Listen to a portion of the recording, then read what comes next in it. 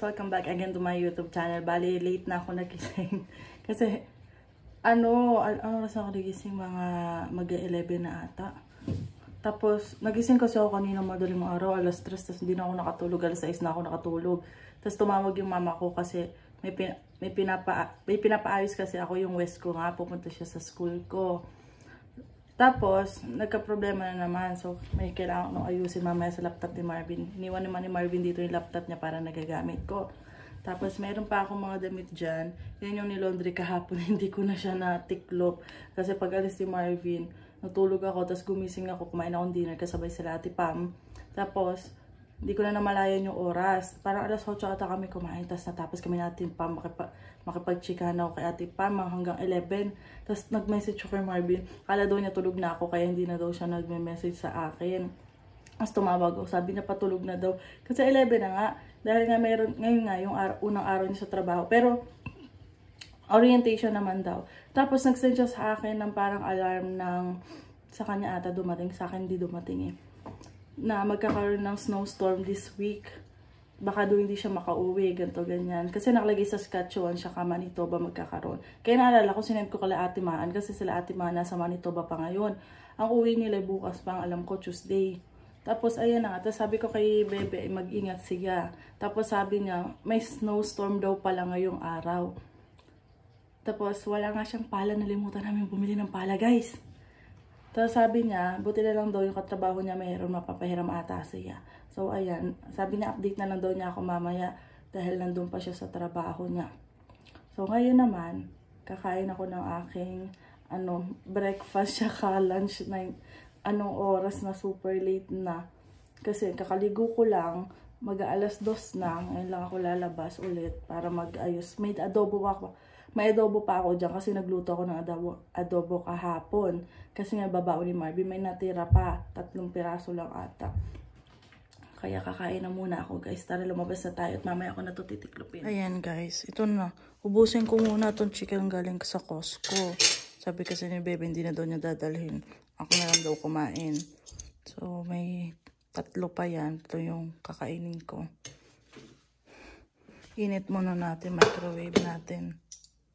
Tapos, manonood ako ng vlog ni Kuya Makoy kasi nanood sila nung kay Catherine. Hindi kami nakanood ni Bebe kasi medyo di kaya ng budget. Ay, taray. Hindi, saka na lang. Hintayin na lang namin ipalabas sa TV. Makulimlim sa labas. Ayan. Di ko pa na-check yung weather ngayon eh. Parang uulan eh. Apakadilim. Balik na tayo doon. Manonood ako mamaya ng Netflix. Ayan. Kusina. Andito naman yung mga gamit namin. Andito may Mang Tomas ko. Ay, ito yung Mang Tomas. Ayan. Konti na lang yung Mang Tomas kasi ang lakas ni Marvin sa Mang Tomas. Oh, kabibili lang eh. Kakain na tayo. Ito naman yung corn beef. Ito yung breakfast ata nila ate kanina. Hindi na ako nakasabay kasi tulog na tulog ako. Kinakatok ako ni ate kapag kakain na eh. Baka hindi ko narinig kanina. Tapos na akong kumain, guys. Tapos dito lang ako tatambay. Pag nandito kami sa sala, dito ko lagi nakupo para malapit dito sa bintana. May naglilinis sa labas, ng sasakyan. Nanonood naman ako ng vlog nila Angel. Tapos na ako kala Kuya Makoy. So, mamaya na lang uli. Upo muna tayo. Ayan, guys. Di pala ganun kalamig.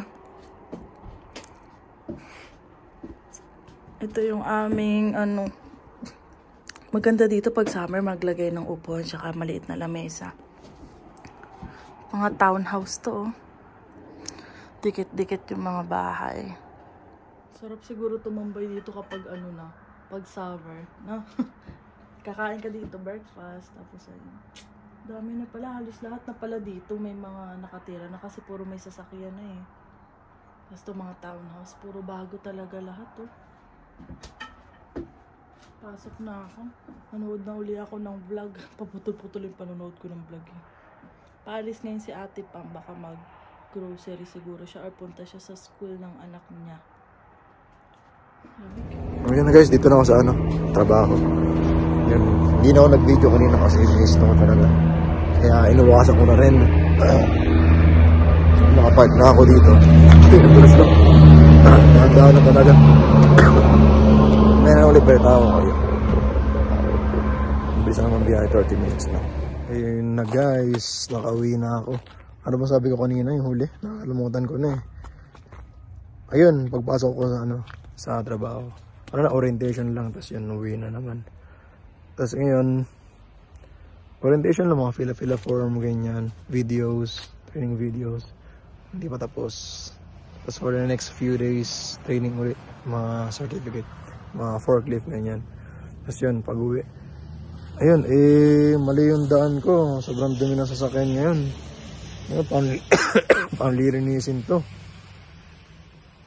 Ito, pakita ko sa inyo. Basta yan guys, ang dumi So, hindi ko pa lang sa papawashing to, pati ilalim ang dumi. Pero putik-putik. Kaya road ako napadaan Ayun ako, yun lang. Tapos yun nga guys, medyo madilim yung camera. Putas na pala ito sa patos ko. Tapos yun, tulog na ako. Maya-maya. Hindi na siguro kakain. Ay, kain muna ako muna. Ayun guys, training videos lang. Napakita ko na yung sakyan. Nagkamali ako ng daan. Tapos kanina, free lunch pa naman. Free lunch yun. Kaya okay. Free lunch pa kami kanina. Tapos bukas, dadala na akong pagkain ko. Pero may dalawang pagkain kanina. Dalawang sandwich na may malaman na ladies choice. Tapos yan. So, yun lang first day.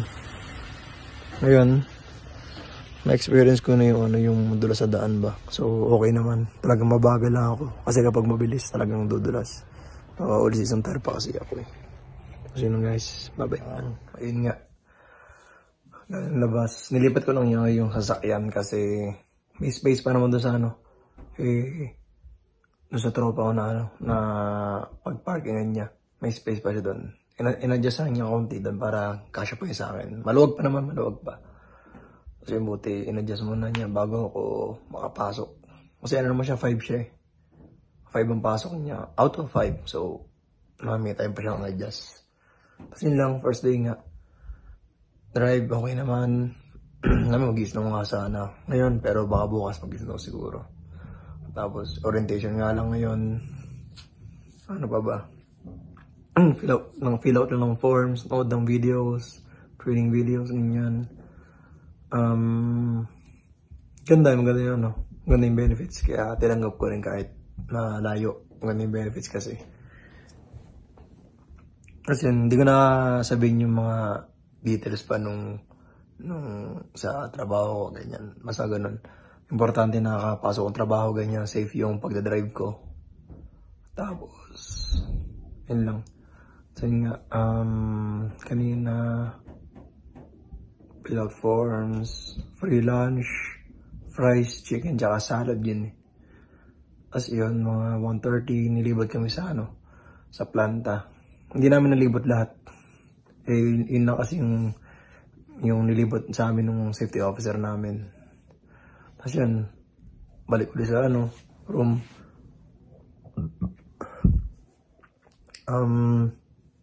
Tinapos yung mga videos, hindi pa natapos Kasi uwi na, nagkamali pa ako ng liko. Nakakainis. Pero next time na lang. Ano pa ba? Yun lang naman, i-baby na yung katapos ng video kasi mas magaling mag-outro yun Kaya babay na. Hello guys, bali ako, mag-tonkatsu na lang. Tatamad akong mag-rice. Meron naman, kaso gusto kong magsabaw, ayan, tonkatsu. Tapos ang bebe ko, ayan. Mag-hi ka sa vlog. Hello vlog. Bebe, di ba may adobo ka ba? Yes, may adobo pa ako. Bukas kakainin ko. Ang kinain ko kanina yung chicken.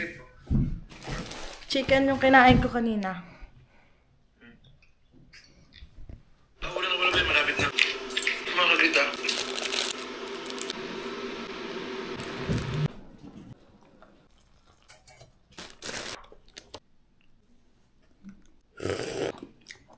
Guys, magpapaalam na ako sa inyo dahil na anong oras na din. Tapos mag-i-snow nga. Iniisip ko rin si Marvin kasi syempre, siya, magdadrive pa siya ng papunta sa work niya. Malayo din yung drive niya almost 20 to 25 minutes ata mula dun sa bahay. Eh, naka-highway pa yun. 'Di ba? Kaya iniisip ko, syempre, pag nag-snow na, delikado na yan. Kaya sana naman safe din si Marvin makapasok sa work. Pero baka naman email naman yung kanilang company na kahit hindi sila pumasok, 'di ba? Para safe. Kasi malakas nga daw yung snow, guys. Eh, syempre, first time ni Marvin magdadrive talaga ng mataas yung snow. Kaya, ayan na. May experience ni Marvin yung snow dito sa Saskatchewan. Ako naman, dahil nga wala pa akong trabaho, tambay lang ako, nandito lang ako sa bahay. Wala tayong gagawin kundi kain, tulog. Ayan. Pero ano naman, mag naman sa Friday, start na rin naman yung work ko. Kaya, sulitin ko daw, sabi ni Marvin, yung aking pahinga dito. Kasi siyempre sa Toronto, puro trabaho daw ako. Kaya deserve ko daw magpahinga, sabi ni Marvin. Pero nakakaano din kasi siyempre, nasanay kang trabaho nun sa Toronto. Tapos pagdating mo dito, ilang linggo na rin akong walang trabaho. Siguro 3 weeks na akong tambay. Si Marvin nag-i-start na kasi. Pero yan, sabi ko naman kay Bebe, alam ko naman kaya mo yan. Kasi si Marvin naman, naman yan eh, masunurin naman yan sa mga kahit lahat ay bago para sa kanya. Kung mga bago sa kanya, di pa niya na-experience, willing naman siyang matuto. Di ba, nagbarko siya.